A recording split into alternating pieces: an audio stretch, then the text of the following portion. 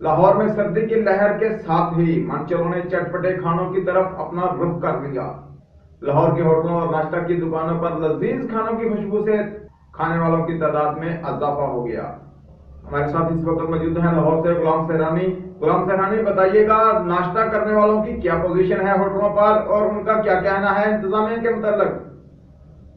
जी बिल्कुल, लाहौर में यकबस्ता हवाओं के साथ बादलों के घेरे वक्फे वक्फे से बारिश की रिमझिम ने सर्दी की शिद्दत में इजाफा कर दिया। महकमा मौसमियात ने आइंदा 24 घंटों के दौरान बारिश की पेशेन गोई की है। जिंदा दिलाने लाहौर के शहरी इस मौका को कैसे हाथ से जाने देते। मंचलों ने इस नाश्ते के लिए होटलों का रुख किया। मौसम मौसम तो वाकई एंजॉयमेंट वाला है और खाने की भी आप बिल्कुल बात ठीक कर रहे हैं। हम भी यहाँ पे नाश्ता कर रहे हैं, लेकिन बारिश होने की वजह से प्रॉब्लम्स बहुत ज़्यादा बढ़ गए। बाहर आप देखें, बाहर चलने की जगह नहीं है, कीचड़ हो गया है। ये कंस्ट्रक्शन की वजह से सारी रोड ख़राब है, बहुत ज़्यादा कीचड़ है, यानी कि मसाइल बहुत ज़्यादा है।